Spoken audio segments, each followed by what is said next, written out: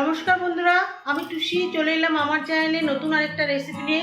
নতুন রেসিপি শুরু করার আগে পুরনো বন্ধুদের সাথে থাকার আমন্ত্রণ জানিয়ে নতুন বন্ধুদের আমার চ্যানেলটিকে সাবস্ক্রাইব করার অনুরোধ জানাচ্ছি। আর নতুন নতুন রেসিপি নোটিফিকেশন পাওয়ার জন্য নোটিফিকেশন বেল আইকনটা অবশ্যই অল ক্লিক করে রাখবেন। আজ আমি আমার রান্নাঘরে আরও একটি দুর্দান্ত স্বাদের নতুন রেসিপি করতে চলেছি, টাকি মাছ ভর্তা। এই ভর্তা আমরা প্রায় সবাই খাই।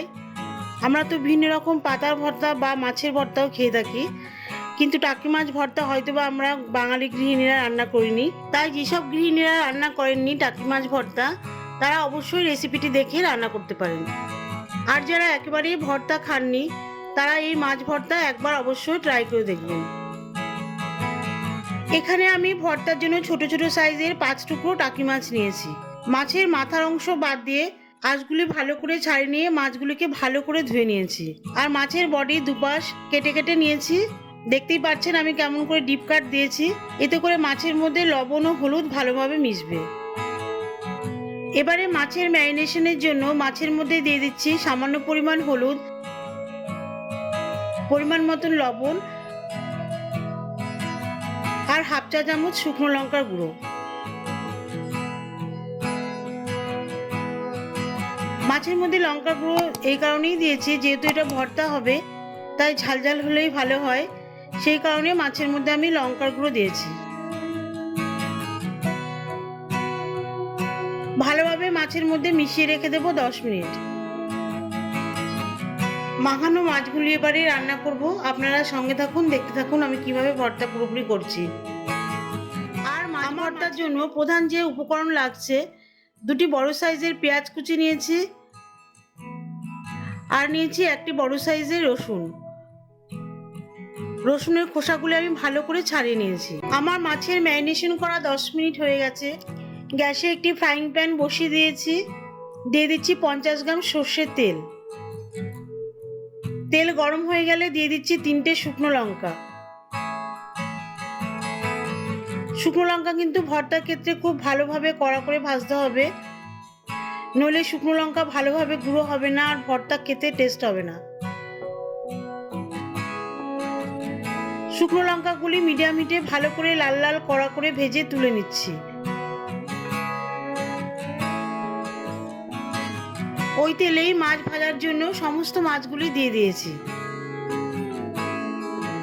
মাছগুলি ছেড়ে দেওয়ার পরে আমি ফ্রাইং প্যান ভালোভাবে নাড়িয়ে চাড়িয়ে নিয়েছি, এতে করে মাছের চারিপাশে তেল লাগবে আর মাছের ভেতরটা ভালোভাবে সেদ্ধ হবে। ঠিক এইভাবে মাছের উল্টো দিকটা ভালোভাবে ভেজে নেব।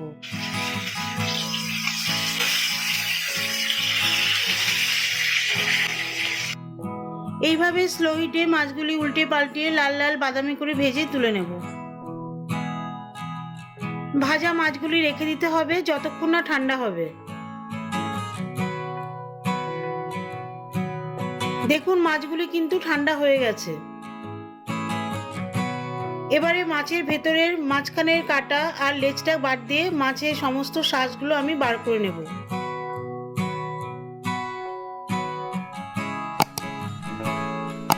আর মাছের ভেতরে যে ছোট ছোট কাটাগুলি আছে সেইগুলি মাছ ভালো করে বেছে বার করে দিতে হবে।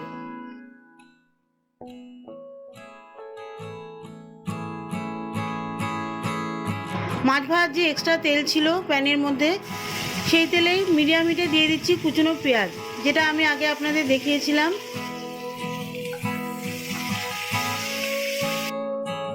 তিন চার মিনিট ধরে পেঁয়াজগুলি যখন হালকা লাল লাল ভাজা হয়ে আসবে, সেই সময় দিয়ে দিচ্ছি রসুনের কোয়া।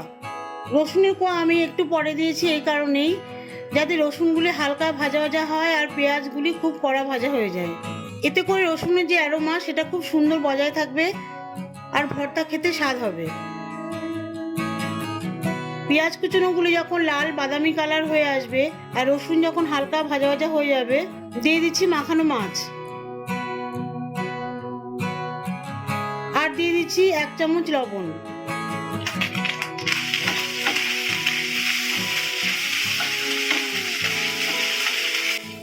মাছগুলি দেওয়ার পরে বেশিক্ষণ ভাজবো না, এই কারণেই যেহেতু মাছগুলো আমি আগে ভেজে নিয়েছি, তাই বেশিক্ষণ ধরে আর ভাজার দরকার নেই।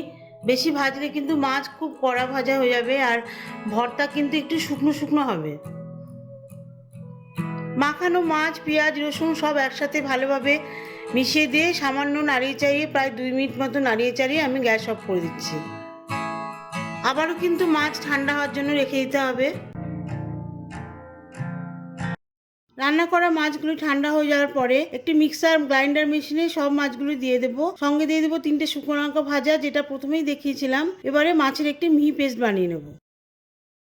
আমার ভর্তা কিন্তু পুরোপুরিভাবেই রেডি। দেখুন বাটিতে আমি পরিবেশন করেছি ভর্তা। দেখতে কিন্তু খুব সুন্দর হয়েছে, আশা করছি খেতেও ভালো লাগবে। গরম ভাতের সাথে ভর্তা পরিবেশন করুন, নিজেরা বাড়িতে রান্না করে খান, আশা করছি আপনাদের কাছে ভালো লাগবে। আমার ভর্তা রেসিপিটি যদি ভালো লেগে থাকে তাহলে আমার ভিডিওটিকে লাইক, কমেন্ট করে সাবস্ক্রাইব করে দেবেন। দেখা হবে পরবর্তী ভিডিওতে নতুন কোনো রেসিপি নিয়ে। ভালো থাকবেন, সুস্থ থাকবেন।